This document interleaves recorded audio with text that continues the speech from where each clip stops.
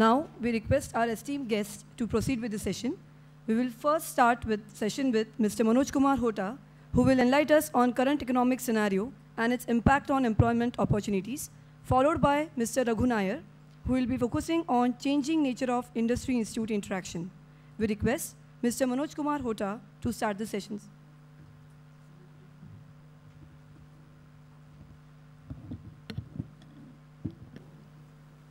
And thanks to Dr. Palambakar, Dr. Selke, Mr. Nair, Mr. Rawandale, and Mr. Shitalkumar for giving him the opportunity to be in front of you and at least share what we expect from you as an industry and what I see as a changing scenario in the next near term or the medium term scenario in terms of employment. Just two corrections. I'm not the recruitment head for Capgemini. I represented the Global Delivery Organization. I look after the banking sector for North America business of Capgemini.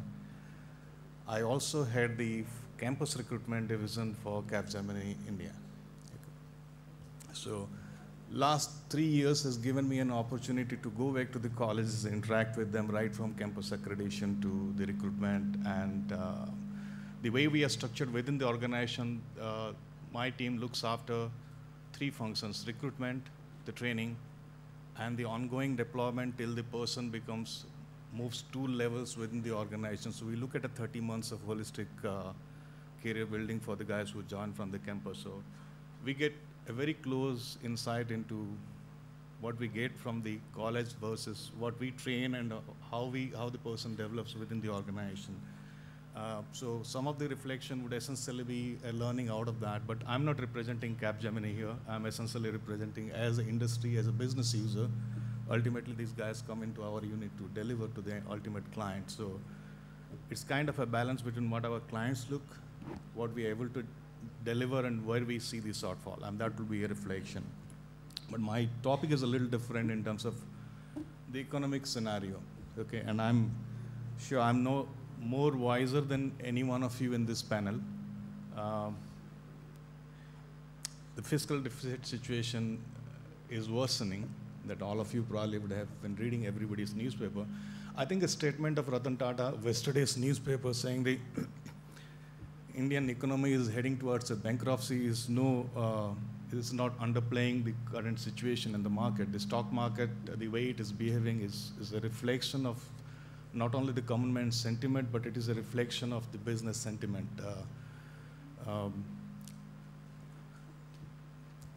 And partly, I'm not kind of blaming anyone, but I think the populist measures of the government to go with food security bill, knowing very well this is not the right time to do that. The land reforms bill is again another nail on the coffin. These are things which push the industry in the back foot when it comes to expansion and new business growth. Moody's sentiment that India's rating is going to be downgraded is very serious, because it essentially means it's going to bring down India's economy to a junk status. That essentially means it's no longer a country for investment, and that would essentially mean a further degradation in the scenario. We all are aware of the situation as far as the rupee depreciation is concerned, okay? And common perception is when the rupee depreciates, the IT companies benefit most because they get paid in dollars, okay?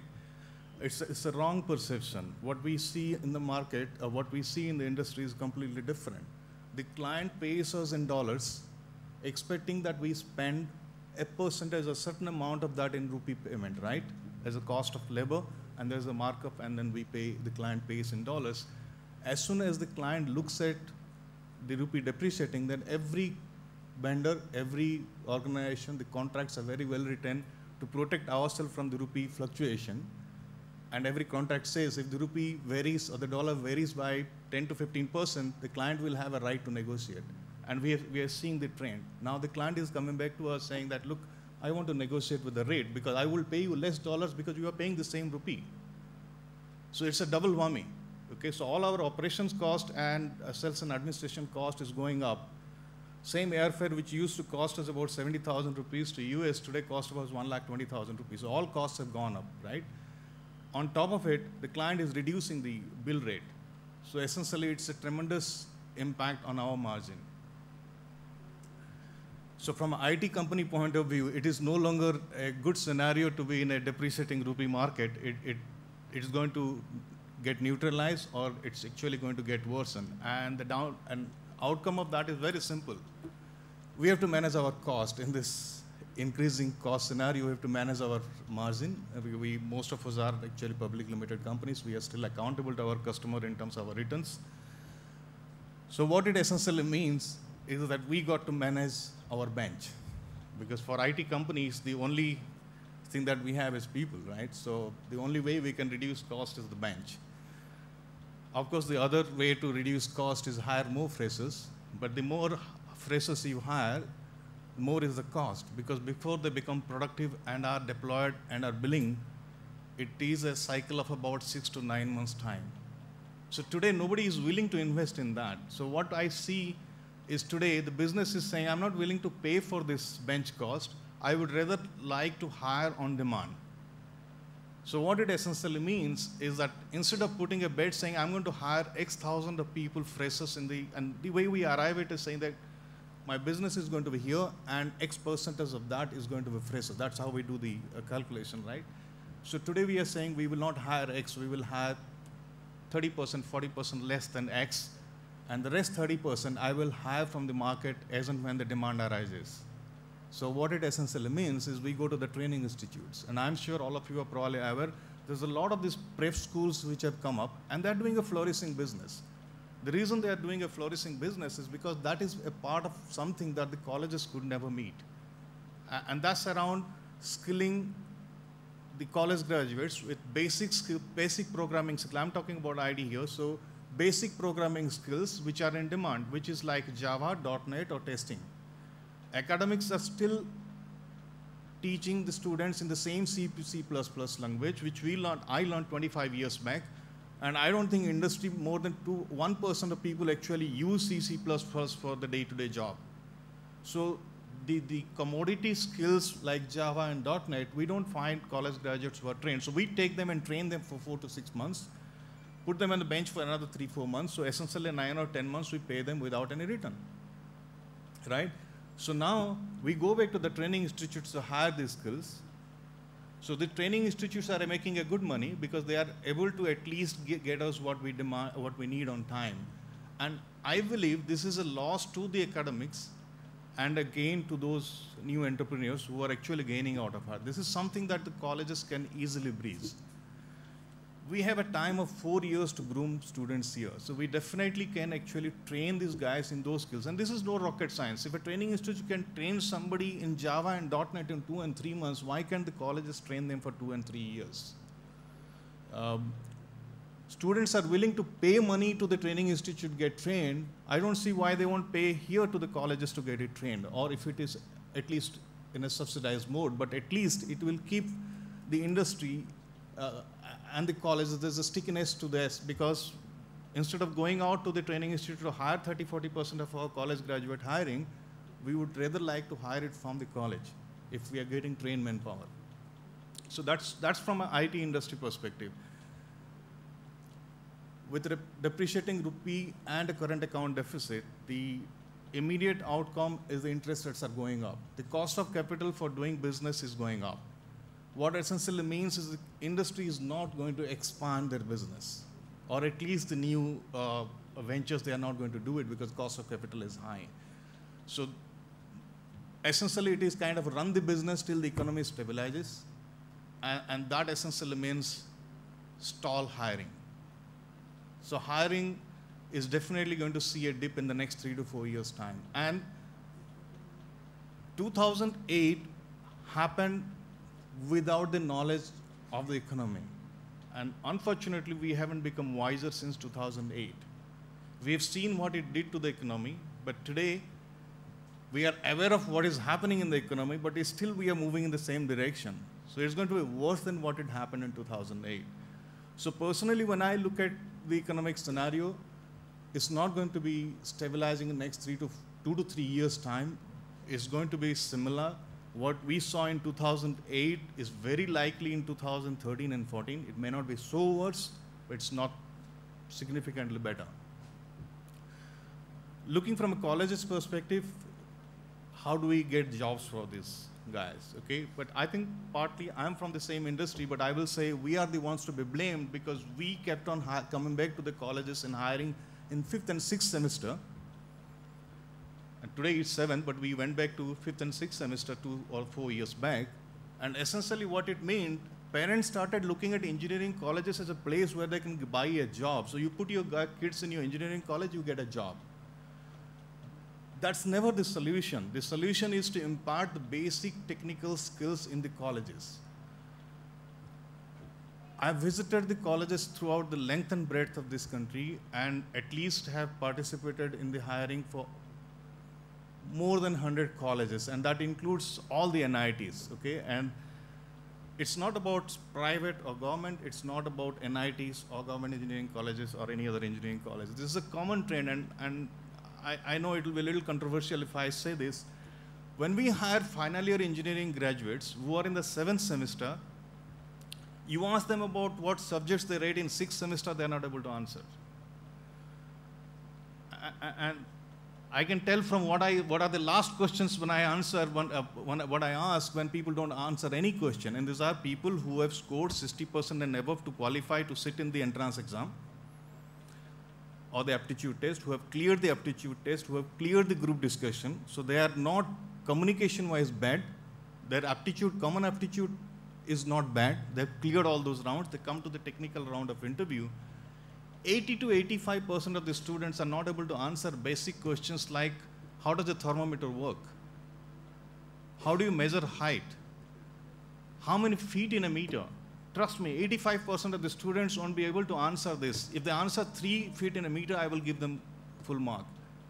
And this has nothing to do with engineering college. Something has gone wrong fundamentally somewhere before they entered the engineering college. The students who have been carrying a 6-inch scale in his compass box since he was class 3 or 4 cannot answer a basic question like how many feet in a meter. Something has fundamentally gone wrong. Parents have started looking at colleges a way to get a job. It's not about a way to get the knowledge. Colleges also have started looking at this as kind of a business. There's nothing wrong in looking at kind of a business, but I think we completely overlook the fact that this is where we need to impart them the basic technical knowledge. I mean, from IT company point of view, it doesn't make any difference because we hire civil, mechanical, electrical and take them and train them over 4 months. But look at from a core engineering sector, they need those knowledge. They need that knowledge to be productive and deliver in the market, right? So what is missing out is essentially that core engineering skills. And I would say this is partly because of the reason is a lack of good faculty members. So I will say instead of starting to looking at, and if you really want to do a course correction, it's not going to happen in 6 to 9 months' time. It's a long run process. The only way we can change this when we get a good quality faculty into the colleges. I would say encourage your best student to be a faculty member because there's a lot of job satisfaction in doing that. The remuneration is good. Today the employment age or duration is longer. I think 65 or 75, 70 is what they're going towards. The guy gets a better job, better compensation for a long term, pretty much good work-life balance. So there is an attraction to really do well in academics. So if you really can encourage some of your students to be good academics, in a 4 to 6 years term, they are going to come back to you as good teachers. And that will do a course correction in itself, right? So I'm not here to give you or tell you, I mean, you all know about the situation in the colleges, the quality of students we get, and what we can change. But I think other than the technical aspect, there are certain aspects around the soft skills and attitude, okay? We do soft skills training in the companies. Every company does it. I mean, Mr. Nair would say, I mean, we all focus on soft skills, but you cannot make a guy communicate or change his communication overnight in 3 months' time. The basic communication skills need to be built right from your primary school level, right? We cannot expect the industry to do the basic communication training. We don't have the bandwidth or we don't have the time to do that. You have 4 years of time to do a course correction. If you really can do it It's nothing like it. Because what I have seen in most of the campus recruitment, 50% of the candidate who get selected in at least what we do, 50% of candidate who get selected in the aptitude test, which is roughly 20% of the students who have sit for the aptitude test, but 50% who are 60% or above in your degree or career,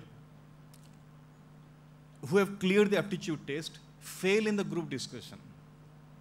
And this is despite the fact that we give them 45 minutes for a group discussion, make sure everybody gets an opportunity to speak and give the easiest of topic because we just want to see them communicate, right? So we do those trainings in-house where we call it kind of in-house, we do some kind of a impromptu speech. We do that every week, we train them. But why can't it be done in the colleges? Okay, if we can really do that, you will see your selection rate is going to multiply, almost double than what it is today, right? And this is something can be done over 4 years period of time when the student is here. The last but not the least is an attitude. And this is something is very difficult to, we are not looking at rocket scientists. All we are looking at people with average IQ and good attitude, where there is an attitude to learn. At least in the IT industry, I find that a big lack of it, because once people come into the IT, they feel, okay, I have got a cushy job and good salary, so let me be complacent. But there is always, see, technology is changing so fast and so soon. Cloud was something we heard just 3 years back, it's a reality today, okay? And we know in 5 years' time, 80% of our business will move to cloud, right? So in a span of 5 to 7 years' time, the technology is changing. If we do not impart this culture with the students that a continuous learning is a de facto requirement and not a choice that you can have, people are not going to grow. And this is not a situation like what it used to be in 2000 Y2K, and we had a large hiring. We do a large hiring today, but when I look at the young graduates today, I feel really sad. The number of people in the industry is large, the industry is slowing down, so there is less growth. So the guys who are really going to succeed in their career are the guys who are going to grab knowledge. So how do we impart this hunger or a drive for acquiring the knowledge? And this is something that definitely can be inculcated within the college, because they are within the 4 boundaries of the college where their only focus is around education, right? There are a lot of distractions today. How do we get them out of that distraction and force them into channelizing their energy to actually change their attitude and build that culture of acquiring knowledge as they go through? And that's the only way